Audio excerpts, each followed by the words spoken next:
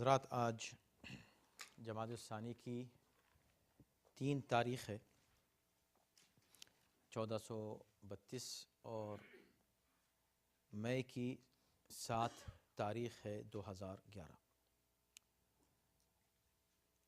آج چونکہ شہادت جناب معصومہ کونین سلام اللہ علیہ کی ہے، لہٰذا ہم اسی آیہ کریمہ کے ذیل میں شہزادی کا ذکر کریں گے اور آج کے درس کو ڈیڈیکیٹ کریں گے آپ کی ذات گرامی سے، یعنی سورہ آل عمران کی وہی آیت جو ہم نے گزشتہ ہفتے پڑھی تھی، آیت نمبر 159، اس پر گفتگو آج ہم کریں گے۔ اعوذ باللہ من الشیطان الرجیم، بسم اللہ الرحمن الرحیم۔ الحمد للہ رب العالمین، والصلاة والسلام علی سیدنا و نبینا و مولانا ابی القاسم محمد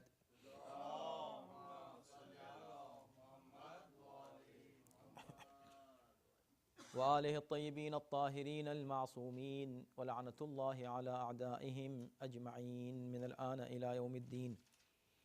اما بعد فقد قال اللہ فی کتابہ الکریم، بسم اللہ الرحمن الرحیم۔ فبما رحمة من الله لنت لهم ولو كنت فظا غليظ القلب لانفضوا من حولك فاعف عنهم واستغفر لهم وشاورهم في الأمر فإذا عزمت فتوكل على الله إن الله يحب المتوكلين۔ صلوات۔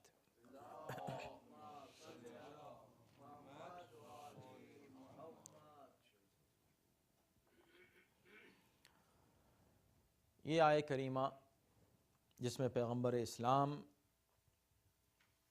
کی تعریف سے گفتگو شروع کی جا رہی ہے، فبما رحمت من اللہ، اللہ کی یہ رحمت ہے کہ آپ ان لوگوں کے لیے نرم ہیں۔ کن لوگوں کے لیے نرم ہیں؟ کافروں کے لیے نہیں، بلکہ ان لوگوں کے لیے جو آپ کے آس پاس بیٹھتے ہیں، وہ لوگ جو آپ کے ساتھی ہیں، وہ لوگ جو آپ کے اصحاب ہیں، ان کے لیے آپ نرم ہیں۔ اگر آپ ان لوگوں کے لیے نرم نہیں ہوتے، وَلَوْ كُنْتَ فَظًّا، اگر سخت مزاج ہوتے، سخت کلام ہوتے، لَانْفَضُّوا مِنْ حَوْلِكَ، تو یہ سب آپ کے ارد گرد سے چھٹ جاتے، چلے جاتے، بھاگ جاتے، آپ کو چھوڑ دیتے۔ فَاعْفُ عَنْهُمْ، لہٰذا آپ انہیں معاف کر دیں اور ان کے لیے استغفار بھی اللہ سے کریں۔ وَشَاوِرْهُمْ فِي الْأَمْرِ، اور ان سے ان کے امور میں مشورہ بھی کریں۔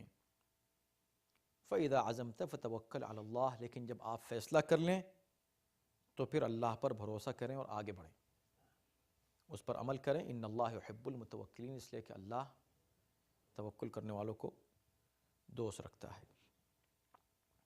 اس آیت پر ہم کافی تفصیل سے گزشتہ درس میں گفتگو کر چکے ہیں، مخصوصاً اس آیت کا پہلا حصہ وَاسْتَغْفِرْ لَهُمْ تک ہر لفظ پر ہم نے گفتگو کی ہے۔ آج چونکہ شہادت کی تاریخ ہے اور بہت بڑی تاریخ ہے، یہ جناب معصومہ کونین سیدۃ النساء العالمین فاطمۃ الزہراء سلام اللہ علیہا کی شہادت کی تاریخ ہے، اور اس دن بہرکیف ہمیں تعطیل کرنی تھی درس کی، اور عموماً جس طرح عاشور کے دن اور جس طرح دیگر بڑے غم کی جو تاریخیں ہیں، اس میں حوزہائے علمیہ میں بھی اور جتنے بھی دینی ادارے ہیں اس میں تعطیل ہوتی ہے، تو اس کو فالو کرنا تھا ہمیں، لیکن ساتھ ہی ساتھ آج کچھ ذکر شہزادی کا بھی کرنا تھا، لہٰذا اسی آیہ کریمہ میں وہ تذکرہ موجود ہے۔ پہلی بات تو یہ ہے کہ فَبِمَا رَحْمَةٍ مِّنَ اللَّهِ، ہم اس پر گفتگو کر رہے تھے کہ یہ اللہ کی رحمت ہے کہ آپ ان کے لیے نرم ہیں، یعنی یہ رحمت پروردگار ہے، گویا کہ آپ کا وجود ان کے لیے رحمت ہے، آپ کا کردار، آپ کا اخلاق، آپ کی گفتار ان کے لیے رحمت ہے۔ بعض مفسرین نے یہ بھی لکھا ہے کہ یہ اللہ کی رحمت آپ کے لیے ہے کہ آپ ان سے اس طرح گفتگو کرتے ہیں، اور آپ کو اللہ نے قوت برداشت دی ہے، یہ بھی رحمت پروردگار ہے آپ کے لیے، ورنہ وہ اس طرح کی غلطیاں کرتے ہیں کہ عام حالات میں عام انسان ان غلطیوں کو برداشت نہیں کر سکتا، اور ضرور کوئی نہ کوئی ری ایکشن ظاہر کرتا ہے، انتقام لیتا ہے، سزا دیتا ہے، اور خصوصاً وہ رہبر جو طاقتور ہو، جس کے پاس اختیار ہو، وہ ضرور غلطی کرنے والوں کو سزا دیتا ہے، اور وہ بھی اتنی بڑی غلطیاں جتنی بڑی غلطیاں ان لوگوں نے کی، مخصوصاً چونکہ احد کے بیک گراؤنڈ میں گفتگو کی جا رہی ہے، لہٰذا احد میں جن لوگوں نے پیغمبر اسلام کو چھوڑ کر فرار اختیار کیا، ان کو پیغمبر اسلام نے کوئی سزا نہیں دی، اللہ نے بھی کوئی سزا نہیں دی، بہت بڑی سزائیں ملنی چاہیے تھی لیکن نہیں دی، یہ اللہ کی طرف سے رحمت ہے۔ تو آج کی تاریخ کی مناسبت ہی سے ہمیں پوری گفتگو آج کرنی ہے، لیکن اس آیت کے ذیل ہی میں کرنی ہے، ہمیں اس آیت سے ہٹنا بھی نہیں ہے۔ تو پہلی بات تو یہ طے ہوئی کہ پیغمبر اسلام رحمت ہیں اللہ کی طرف سے، ان کا عمل، ان کا کردار، ان کی گفتار، یہ اللہ کی طرف سے رحمت ہے امت کے لیے، ان کا اخلاق جس انداز سے امت سے پیش آتے ہیں، یہ ان کا سلوک، ان کا رویہ رحمت ہے۔ لیکن نہ صرف ان کا سلوک رحمت ہے، ہم اس کو بیان کر چکے ہیں، پیغمبر اسلام خود عالمین کے لیے رحمت بنا کر بھیجے گئے ہیں، وما ارسلناک الا رحمتا للعالمین، عالمین کے لیے رحمت بنا کر اللہ نے ان کو بھیجا، تمام عالمین کے لیے رحمت۔ اب یہ بھی عجیب بات ہے کہ اللہ نے پیغمبر اسلام کو اولاد دیں، اولاد نرینہ خاص طور پر، اور ان کو واپس لے لیا، بیٹے دیے اور واپس لے لیے، یعنی ان کا انتقال ہو گیا، بچپن ہی میں اس دنیا سے گزر گئے۔ اولاد اور نسل کا سلسلہ چلا تو صرف ایک بیٹی سے، جناب معصومہ سے، اللہ نے بیٹی دی، اور بیٹی بھی اتنی عظیم بیٹی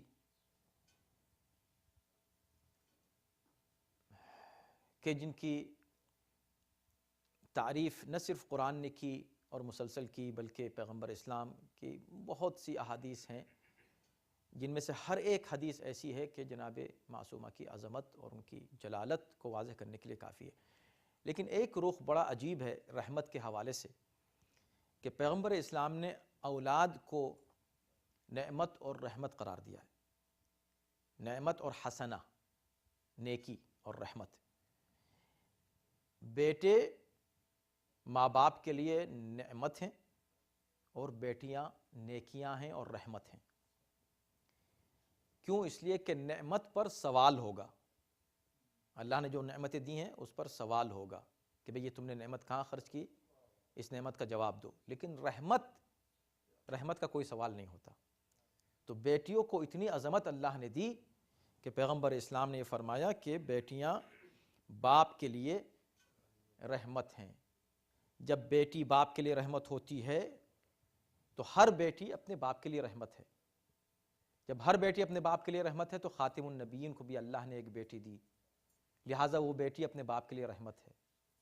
لیکن اس کی خصوصیت یہ ہے کہ وہ جس باپ کے لیے رحمت ہے وہ عالمین کے لیے رحمت ہے، لہٰذا ہم یہ کہہ سکتے ہیں کہ جو عالمین کے لیے رحمت ہو اسے خاتم النبیین کہتے ہیں، اور جو خاتم النبیین کے لیے رحمت بن جائے اسے فاطمۃ الزہرا سلام اللہ علیہا کہا جائے۔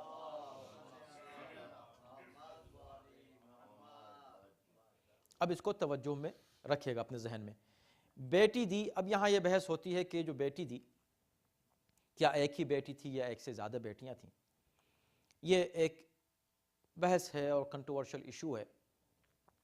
بہت سے محققین کہتے ہیں کہ ایک سے زیادہ بیٹیاں، 4 بیٹیاں تھیں، اور وہ چاروں کی چاروں آپ کے صلب سے تھیں اور جناب خدیجہ کے بطن سے تھیں۔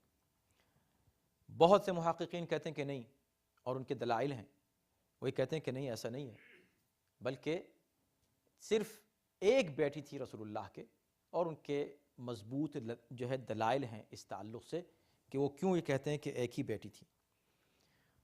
ظاہر ہے کہ ہمارا بھی نظریہ یہی ہے، اور اس وقت ہم یہ نہیں چاہیں گے کہ ہم اس تفصیل میں جائیں، اس لیے کہ ہم اس آیت کے ذیل میں رہنا چاہتے ہیں اور اسی کے تعلق سے کچھ گفتگو آپ سے کرنا چاہتے ہیں، اس لیے کہ جناب معصومہ سلام اللہ علیہ کا کردار اور ان کے فضائل اتنے پھیلے ہوئے ہیں، اتنے وسیع ہیں کہ آپ اس کا ایک رخ بھی بیان نہیں کر سکتے 40 منٹ کے اندر، چھوٹا سا ایک قطرہ دریا سے بیان نہیں کر سکتے۔ تو اگر ہم اسی آیت کے ذیل میں رہیں تو زیادہ مناسب رہے گا، تاکہ ہم موضوع پہ بھی رہیں اور آج کا ذکر بھی ہو جائے، آج کی تاریخ کے حوالے سے ہم کچھ گفتگو بھی کر سکیں۔ تو بیٹیوں کا جو بھی سلسلہ ہو، 4 ہو یا 1 ہو، جو لوگ اس پر بحث کرتے ہیں، پہلی بات تو یہ ہے کہ آپ کیا فائدہ حاصل کرنا چاہتے ہیں۔ اگر آپ یہ کہیں کہ 4 بیٹیاں تھیں تو اس سے آپ کیا ثابت کرنا چاہتے ہیں؟ 4 بیٹیاں، بیٹی اللہ نے ایک ہی دی، اس کی بہت سی دلیلیں ہیں۔ سب سے بڑی دلیل یہ ہے کہ اللہ نے پیغمبر اسلام کو اگر اور بیٹیاں دی ہوتیں تو عدل کا تقاضا یہ تھا کہ پیغمبر تمام بیٹیوں کو اسی طرح ٹریٹ کرتے جیسے اس ایک بیٹی کو کیا ہے۔ اگر آپ کہیں کہ نہیں یہ اسپیشل ہیں تو پھر آپ کی دلیل ہی ختم ہو گئی، پھر آپ کا کہنا ہی بیکار ہے کہ 4 بیٹیاں تھیں، پھر تو اور یہ ایک بلکہ یہ فضیلت بن جائے گی جناب معصومہ کے لیے کہ 3 بیٹیاں اور ہوتے ہوئے بھی عظمت اسی بیٹی کو اللہ نے دی۔ تو کیا ثابت کرنا چاہتے ہیں 4 ہونے سے؟ مگر اگر 4 ہیں اور بیٹیاں ہیں تو آپ یہ دیکھیں کہ پیغمبر اسلام رحمت ہے سب کے لیے، تمام لوگوں کے لیے، اور ڈسکریمنیشن نہیں ہے، یعنی یہ نہیں کہ چونکہ یہ ہمارے ہیں تو ہم ان کے ساتھ کوئی خصوصیت برتیں اور وہ تمہارے ہیں تو ان کے ساتھ کوئی خصوصیت نہ ہو۔ اسلام سب کے لیے ایک ہے۔ بدر میں جب مسلمان فاتح ہو کر واپس آئے فتح و ظفر کے بعد تو انہوں نے 70 کافروں کو گرفتار کیا تھا، تو 70 کافر اسیر ان کے پاس ہیں۔ آگے یہاں پر ایک لفظ آ رہا ہے وَشَاوِرْهُمْ فِي الْأَمْرِ، ان سے کچھ امور میں مشورہ بھی کرو۔ تو اس موقع پر پیغمبر اسلام نے لوگوں سے مشورہ کیا کہ بھئی ان اسیروں کا کیا کیا جائے۔ مختلف لوگوں نے مشورے دیے، ان میں سے ایک مشورہ یہ بھی تھا کہ بھئی آپ ان سب کو، کسی نے کہا سب کو چھوڑ دیجئے، کسی نے کہا کہ نہیں سب کو قتل کر دیجئے۔ یہ مشورہ دینے والے جو تھے وہ ان میں پیش خلیفہ دوم تھے حضرت عمر، وہ یہ کہہ رہے تھے کہ ان سب کو قتل کر دو جبکہ ان کے سب کے ہاتھ بندھے ہوئے تھے۔ خیر اب ہم اس بحث میں بھی نہیں جانا چاہتے کہ بھئی وہ کیا نیت تھی ان کی یہ کہنے کی، لیکن ان کی جو بہادری پیش کی جاتی ہے اور شجاعت کے جو ان کے گویا تعریفیں کی جاتی ہیں، ان میں سے ایک یہ پوائنٹ بیان کیا جاتا ہے ان کی شجاعت کی دلیل میں کہ اتنے بہادر تھے کہ انہوں نے یہ کہا کہ ان قیدیوں کو قتل کر دو۔ بہادری یہ نہیں کہ ان قیدیوں کو قتل کر دو، بہادری دیکھو تھوڑی دیر پہلے بدر میں کیا کیا انہوں نے۔ یہ بھی ابھی اس وقت ہمارا موضوع نہیں ہے، موضوع یہ ہے کہ اسی دوران ایک مشورہ پیغمبر نے اور کیا۔ وَشَاوِرْهُمْ فِي الْأَمْرِ کو ذہن میں رکھیے، پیغمبر کی رحمت کو ذہن میں رکھیے۔ ان گرفتار شدہ افراد میں ایک شخص تھا جس کا نام تھا ابو العاص، کہا جاتا ہے کہ یہ پیغمبر اسلام کی بیٹی زینب کا شوہر تھا۔ ہمارا نظریہ یہ ہے کہ زینب پیغمبر اسلام کی صلبی بیٹی نہیں ہو سکتی، اس لیے کہ اگر صلبی بیٹی ہوتی تو وہ کسی مشرک سے اس کا نکاح نہیں کر سکتے تھے۔ اگر آپ یہ کہیں کہ وہ تو اسلام آیا ہی نہیں تھا سبھی مشرک تھے، ایسا نہیں ہے۔ ان میں بہت وہ لوگ تھے کہ جو اکثریت بنی ہاشم میں ان لوگوں کی تھی جو جناب ابراہیم کی شریعت کے پابند تھے، اور خود پیغمبر اسلام تو اپنی شریعت کے پابند تھے نا، وہ تو خود نبی تھے۔ اور کوئی کام آپ دکھا دیں ایسا جو شریعت کے بعد یعنی اسلام کا اعلان کرنے کے بعد، نبوت کا اعلان کرنے کے بعد پیغمبر نے کسی ایسی بات کو منع کیا ہو جو پہلے وہ خود کر چکے ہوں؟ دکھا دیجئے تاریخ میں کوئی بھی چھوٹے سے چھوٹا عمل، بڑے سے بڑا عمل بعد میں پیغمبر نے کہا بھئی یہ مت کرنا، اور پتہ چلا کہ 40 سال میں ایک بار انہوں نے یہ کام کیا تھا۔ نہیں دکھا سکتے، جب نہیں دکھا سکتے تو جب شریعت یہ کہہ رہی ہے کہ مؤمنہ کی مشرک سے شادی نہیں ہو سکتی، صاف آیت ہے، تو یہ کیسے ممکن ہو سکتا ہے کہ پیغمبر اسلام اپنی بیٹی کی شادی مشرک سے کر دیں اور ایک ایسا کام کرنے کے بعد میں اسلام آنے کے بعد کہیں بھئی وہ مت کرنا جو میں نے پہلے کیا تھا؟ تو یہ ان دلیلوں میں سے ایک دلیل ہے۔ لیکن اگر آپ یہ کہتے ہیں ان کی بیٹی تھیں، ہم فی الحال ایک سیکنڈ کے لیے مان کر چل رہے ہیں کہ وہ ان کی بیٹی تھیں، ہم یہ کہتے ہیں ان کی صلبی نہیں تھیں بلکہ جناب خدیجہ کی بھانجی تھیں، پیغمبر اسلام کی بیٹی صلبی نہیں تھیں۔ چلیں، آپ نے کہا بیٹی تھیں، اچھا بیٹی تھیں تو تمام تاریخ اس بات پر متفق ہیں کہ جب یہ طے ہوا کہ ان کے ساتھ کیا کیا جائے تو یہ طے ہوا کہ ان سے فدیہ لیا جائے اور ان کو چھوڑ دیا جائے، اور ان میں جو لوگ پڑھے لکھے لوگ ہیں، جو لوگ لکھنا جانتے ہیں، پڑھنا جانتے ہیں، ان کو روک لیا جائے اور ان کا فدیہ یہ قرار دیا جائے کہ وہ کچھ لوگوں کو لکھنا اور پڑھنا سکھا دیں اور ان کو آزاد کر دیا جائے۔ یہ خود اپنی جگہ ایک فلسفہ رکھتا ہے۔ تو لوگوں نے فدیہ دینا شروع کیا، فائن جس کو کہتے ہیں، دیا انہوں نے اور آزاد ہونے لگے۔ جب اس کی باری آئی، جس کو داماد کہا جاتا ہے، تو اس نے کہا میرے پاس تو کچھ ہے ہی نہیں، میرے پاس تو کچھ ہے ہی نہیں، میں تو آزاد ہو نہیں سکتا۔ تو مکے سے اس وقت زینب مکے میں تھیں تاریخ کے اعتبار سے،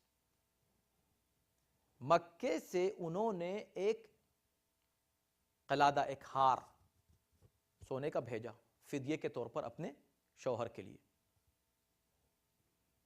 جب وہ ہار وہاں آیا تو چونکہ ہر شخص فدیہ دے کر، پیسے دے کر، درہم و دینار دے کر، کچھ بھی جو بھی اس کے اوپر لازم تھا کہ تم اتنا دو، اپنے اپنی حیثیت کے مطابق سب کے لیے معین کیا گیا تھا کہ تم اتنا دو گے، تم اتنا دو گے، تم کو چھوڑ دیا جائے گا۔ جب یہ ہار آیا تو مسلمانوں نے اس کو لے لیا اور اس کو چھوڑنے کا انتظام ہو گیا کہ اب وہ چھوٹ جائے گا، آس چلا جائے گا واپس۔ پیغمبر اسلام کے سامنے جب وہ ہار آیا تو پیغمبر اسلام کی آنکھوں میں آنسو آ گئے۔ یہ تاریخیں کہتی ہیں، معتبر تواریخ میں لکھا ہوا ہے۔ تو لوگوں نے پوچھا کہ آپ کی آنکھوں میں آنسو کیسا، کیوں، خیریت؟ کہا کچھ نہیں، یہ جو ہار ہے یہ خدیجہ کا ہے، اور یہ خدیجہ نے دیا تھا اپنی بیٹی کو، تو مجھے وہ یاد آ گئی۔ اور یہ کہ پیغمبر نے مسلمانوں سے خطاب کیا، دیکھیں شاورہم فی الامر، پیغمبر اسلام نبی ہیں، خاتم المرسلین ہیں، اللہ کے پیغمبر ہیں، رسول ہیں، تمام مؤمنین کے ولی ہیں، ولی ہیں، اتھارٹی ان کے پاس ہے، وہ جو چاہیں فیصلہ کریں۔ لیکن یہ ایک ایسا موقع تھا کہ ہر کافر سے فدیہ لیا جا رہا تھا۔ ابو العاص بھی کافر تھا، جب وہ کافر تھا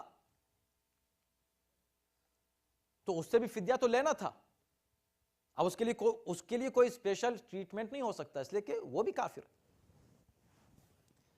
مگر جب یہ ہار آیا تو پیغمبر نے مسلمانوں سے کہا، اے مسلمانوں دیکھو یہ جو فدیہ دیا جا رہا نا، یہ سب مسلمانوں کو ملنے والا ہے، یہ سب مسلمانوں کو ملے گا۔ کیا خیال ہے، کیا تم اس بات کی اجازت دیتے ہو، ایگری کرتے ہو؟ پیغمبر کہہ رہے ہیں، جبکہ اتھارٹی وہ خود ہیں، لیکن پیغمبر لوگوں سے کہہ رہے ہیں کیا خیال ہے کہ اگر ہم اس ہار کو زینب کو واپس کر دیں اور اس کو بغیر فدیے کے چھوڑ دیں، تم لوگ راضی ہو؟ سب نے کہا بے شک، بے شک، کیوں نہیں، بالکل یا رسول اللہ، بے شک، ضرور واپس کر دیں، ہم سب راضی ہیں، واپس کر دیں۔ تو یہ جو فدیہ آ رہا تھا یہ سب مسلمانوں کا حق تھا، یعنی سب مسلمانوں میں تقسیم ہونے والا تھا۔ ان میں سے ایک یہ ہار بھی تھا، یہ بھی ان میں کہ کچھ نہ کچھ تو حصہ آتا سب کو۔ سب نے کہا ہم اپنا حصہ معاف کرتے ہیں، بالکل نہیں، بالکل دے دیں، آپ زینب کو دے دیں۔ اس موقع پر وہ ہار واپس کر دیا گیا، ابو العاص کو چھوڑ دیا گیا، وہ واپس چلا گیا۔ تمام تاریخوں نے اس کو نوٹ کیا ہے اور معتبر تواریخ میں ہے۔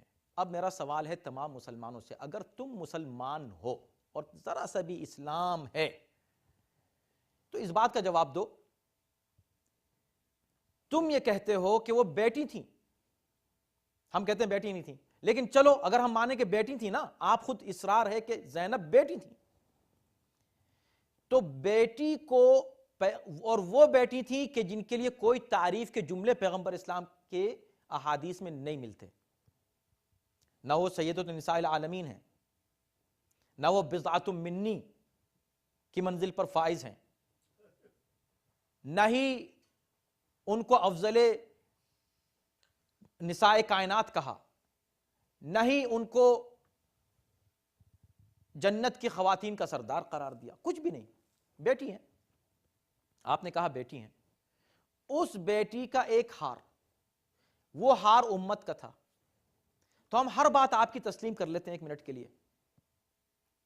ہم یہ مان لیں کہ یہ بیٹی تھی، ہم ادھر مان لیں کہ جناب معصومہ نے جو فدق طلب کیا وہ فدق بقول آپ کے امت کا تھا، چلو امت کا تھا، ایک منٹ کے لیے مانو۔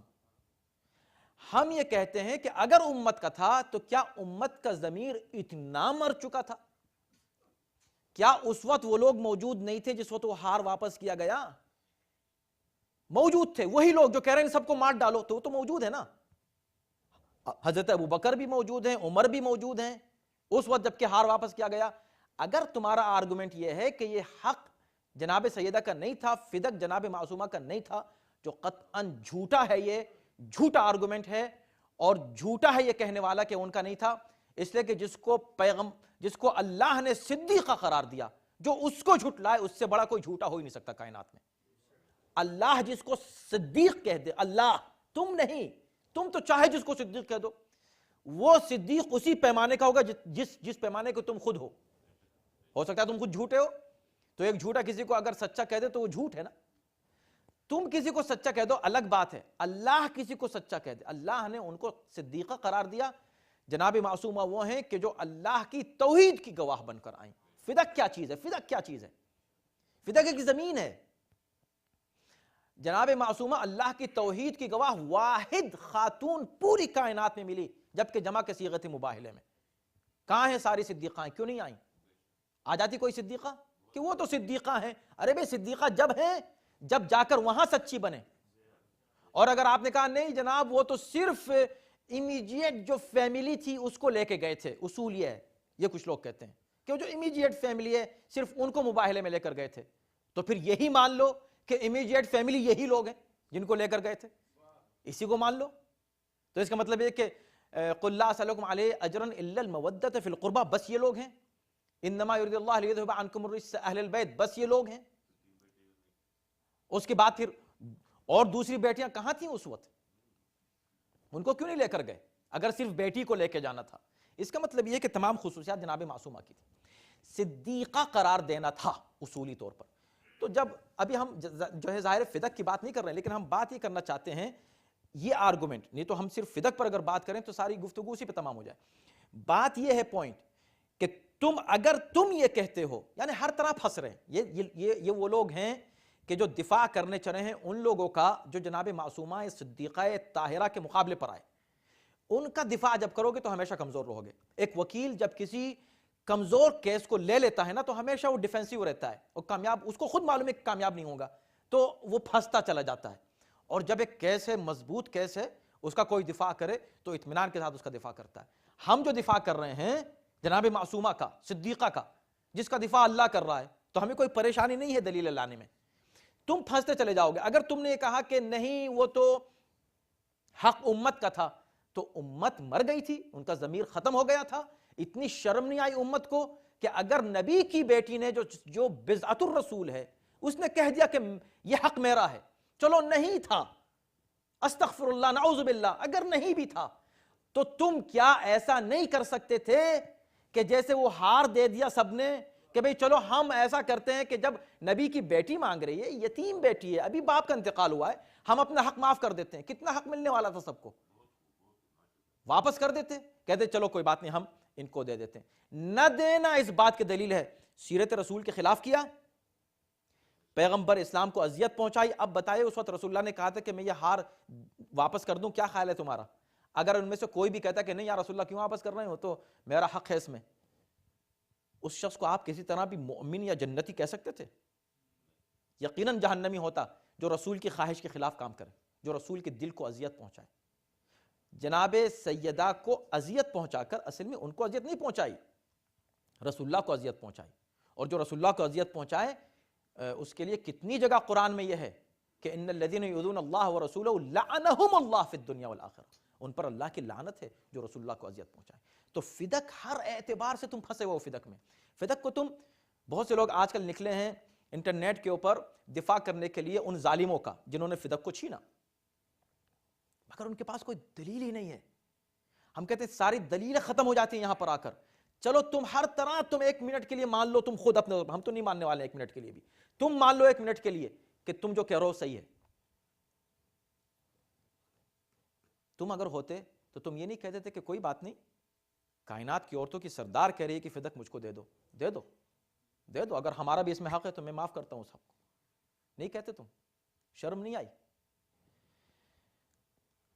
فبما رحمت, مگر یہ بھی اللہ کی رحمت ہے کہ جناب معصومہ نے ان کے لیے بد دعا نہیں کی.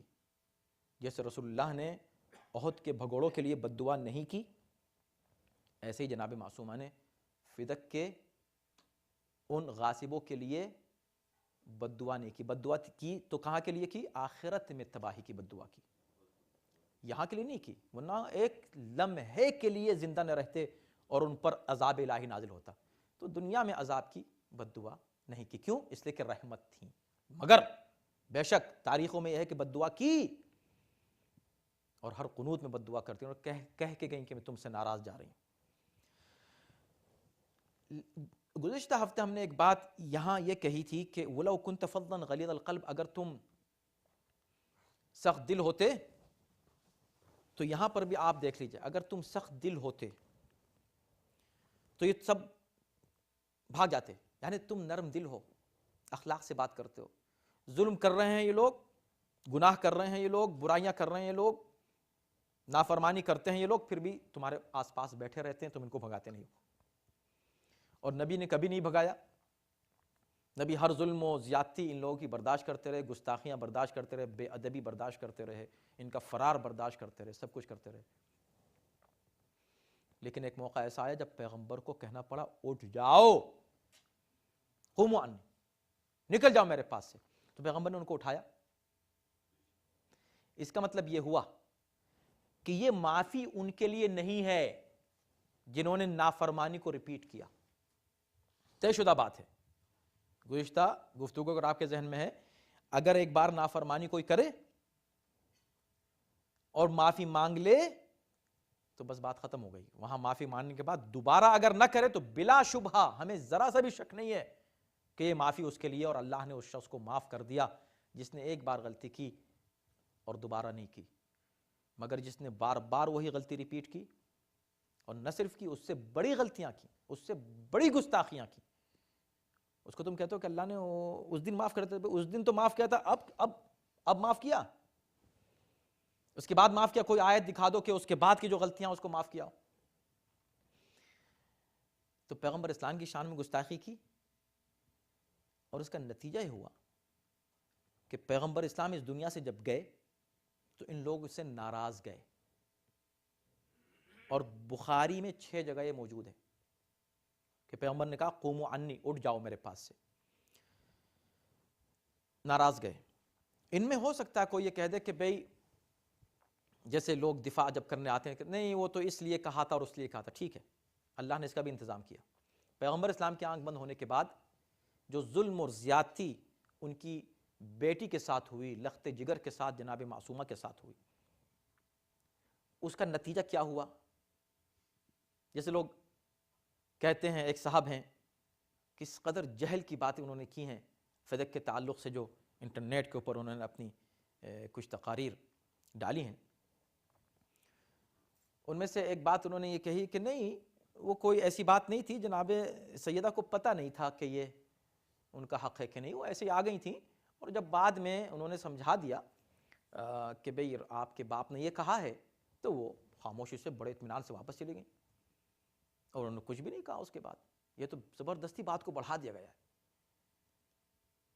بھئی تم ایسے بے تربیت ہو سکتے ہو کہ نہ تمہارے باپ نے تمہاری تربیت کی ہوگی نہ تم نے اپنی اولاد کی تربیت کی ہوگی, کہ تمہارے دوستوں کو تو تمہارا مزاج معلوم ہے, تمہاری اولاد کو نہیں پتا کہ تم کون ہو.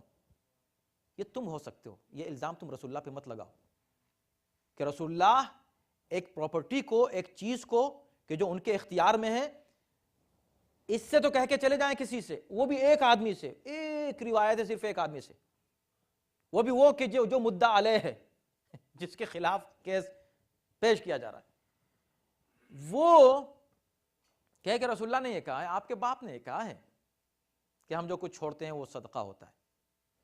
اپنی بیٹی سے کہہ کے جانا چاہیے تھا کہ اس سے کہہ کے جانا چاہیے تھا کہ بیٹا جو ہمارے قبضے میں اس وقت یہ زمین ہے, کل تم مت کہہ دینا کہ ہم کو مل جائے یا میراث مل جائے, ہم اس لیے کہ ہم صدقہ چھوڑ کے جا رہے ہیں. بیٹی سے کہتے تاکہ بیٹی وہاں جاتی نہیں, دوست سے کہہ کے چلے گئے. یہ رسول اللہ پہ الزام ہے. چونکہ اصل دشمنی رسول اللہ سے تھی, اصل مخالفت رسول اللہ سے تھی, اس لیے جتنے بھی الزامات ہیں آخر میں جا کے رسول اللہ پر. لیکن پوائنٹ جو میں آپ کی خدمت میں عرض کرنا چاہتا ہوں, وَلَوْ كُنْتَ فَظًّا غَلِيظَ الْقَلْبِ, اے نبی اگر آپ سخت مزاج ہوتے, کا مطلب یہ ہے کہ نبی سخت مزاج ہو ہی نہیں سکتا, نبی کسی سے منہ موڑ ہی نہیں سکتا. جیسے الزام لگاتے ہیں عبس و تولا, رسول اللہ نے منہ موڑ لیا, رسول اللہ موڑ ہی نہیں سکتے منہ, وہ بھی نابینا سے. تو یہ رسول اللہ پہ الزامات, صرف الزامات. اب جب فدق کا مسئلہ ہوا اور یہ صاحب یہ کہتے ہیں کہ نہیں جناب سیدہ ناراض نہیں گئیں, آپ اٹھا کر بخاری پڑھ لیجئے. بخاری میں لکھا ہوا ہے کہ وہ آئے معافی مانگنے کے لیے اور سلام کرنا چاہا, سلام کا جواب تک نہیں ملا. دوسری طرف سے آئے تو ادھر سے منہ موڑ لیا, اس طرف آئے ادھر سے منہ موڑ لیا, ہماری طرف آؤ نہیں تو ہٹو. رسول اللہ نے تو کسی سے منہ نہیں موڑا جو آپ کہتے ہیں. رسول اللہ نے منہ موڑا, جناب معصومہ نے منہ موڑا ان لوگوں سے. اور رسول اللہ اس دنیا سے ناراض گئے تو یہ ہو سکتا تھا کہ نہیں ناراض نہیں گئے, وہ اس وجہ سے کہا تھا. ٹھیک ہے, اللہ نے کیا انتظام کیا کہ جس کے لیے خود بخاری میں یہ ہے, بخاری میں یہ بھی ہے کہ جناب سیدہ آخر وقت تک انہوں نے کلام نہیں کیا عمر اور ابو بکر سے, یہ موجود ہے بخاری میں اور معتبر کتابوں میں. بخاری کا اس لیے ہم حوالہ دے رہے ہیں کہ اسے معتبر ترین کتاب بعد کتاب الباری مانا جاتا ہے. یہ بات ہو گئی. اب اس کے بعد دوسری روایت سنیے جو بخاری ہی میں ہے, فاطمۃ بضعۃ منی من اغضبها فقد اغضبنی. فاطمہ میرا ٹکڑا ہے, میرا حصہ میں جو کچھ بھی میرا حصہ ہے. فاطمہ جس نے اسے ناراض کیا اس نے مجھے ناراض کیا. دوسری روایات میں ہے فاطمۃ بضعۃ منی من آذاها فقد آذانی ومن آذانی فقد آذى اللہ ومن آذى اللہ فقد کفر. جس نے اس کو اذیت دی فاطمہ کو, اس نے مجھ کو اذیت دی, جس نے مجھ کو اذیت دی اللہ کو اذیت دی, جس نے اللہ کو اذیت دی اس نے کفر اختیار کیا. لیکن بخاری میں جو روایت ہے کیا ہے, انہوں نے ایک باب قائم کیا مناقب اہل بیت, اس کے ذیل میں یہ روایت لکھی ہے. یہ کہا ہے کہ پیغمبر اسلام نے فرمایا کہ فاطمہ میرا ٹکڑا ہے جس نے اس کو غضبناک کیا, جس نے اس کو غضبناک کیا, اس نے مجھے غضبناک کیا.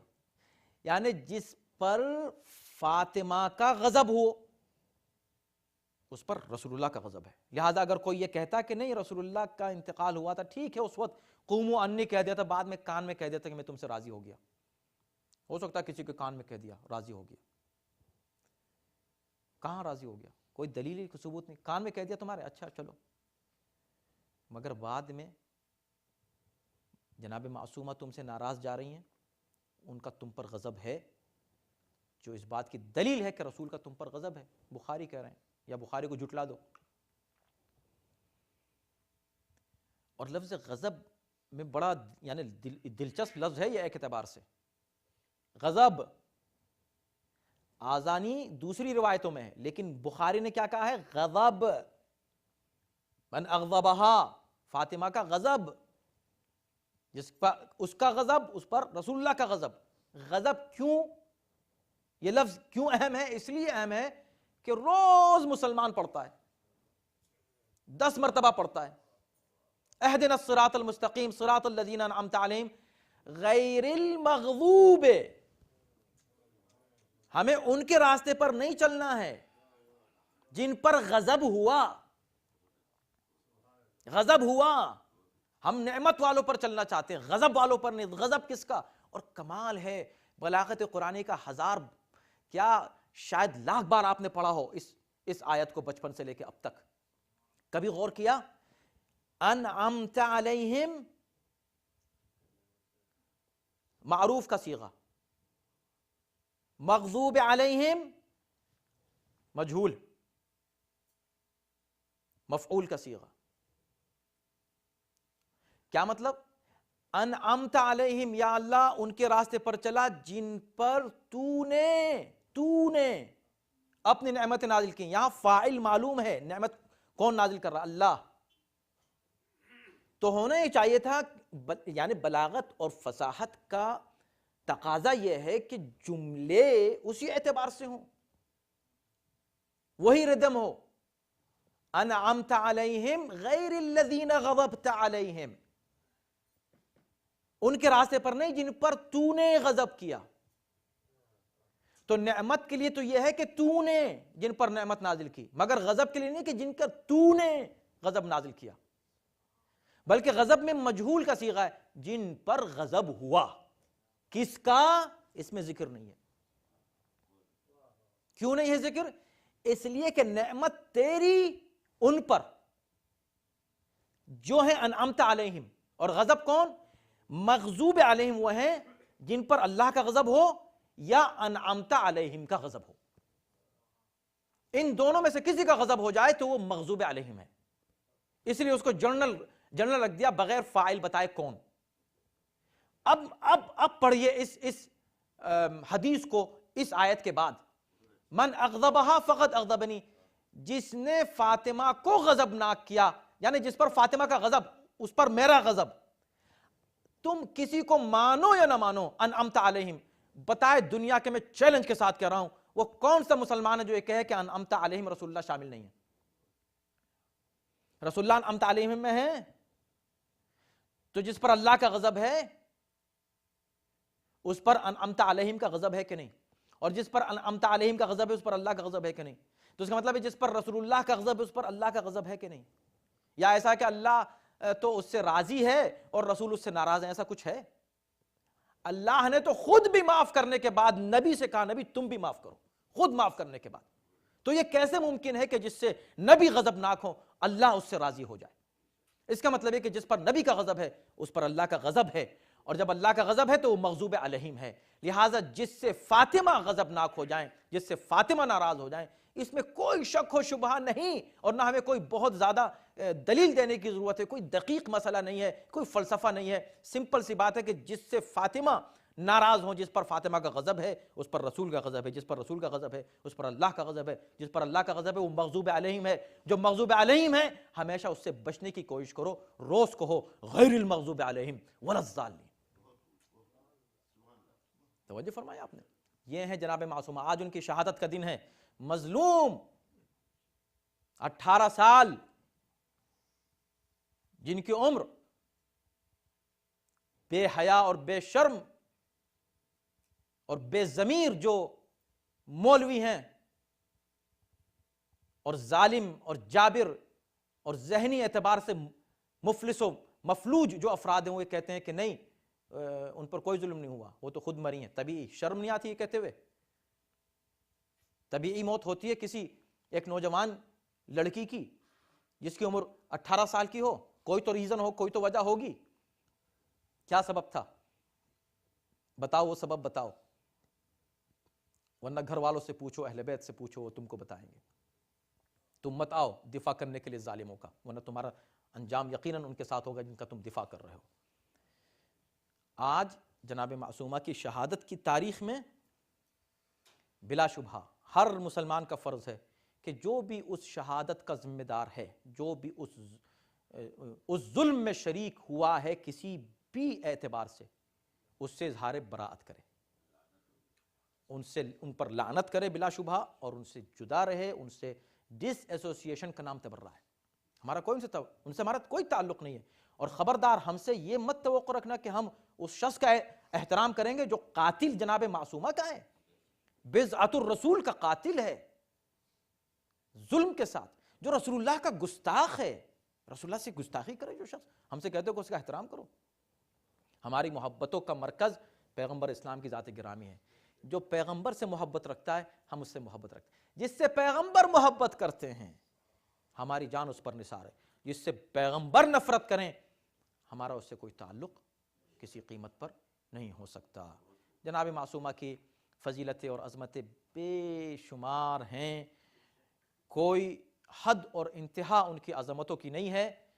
جتنی عظمت ان کی ہے اتنی ہی ذلت اور خاری ان کی دشمن کی ہے جو ان کے مقابلے پر آ جائے۔ جو بھی ان کا قاتل ہے، جو بھی ان کا دشمن ہے، جس نے ان کو اذیت دی، جس نے ان کو ستایا، ہم کبھی اسے معاف نہیں کر سکتے، اور اس کے لیے ہمارے دل میں کوئی نرم گوشہ قائم نہیں ہو سکتا۔ اور ہمارے پاس دلیلیں ہیں جتنی ہم نے آپ کے سامنے پیش کی، کچھ بھی نہیں تھی، وقت تمام ہو گیا ہے، ورنہ اس سے سینکڑوں دلیلیں ہم بڑے اطمینان کے ساتھ دے سکتے ہیں کہ بس یہی وہ پاکیزہ افراد ہیں جو انعمت علیہم ہیں، اور ان کے مقابلے پر جو بھی آیا، جب کبھی آیا، وہ جھوٹا بھی ہے، وہ ظالم بھی ہے، اور وہ مغضوب علیہم بھی ہے، اور وہ ضالین بھی ہے۔ صلوات بر محمد و آل محمد۔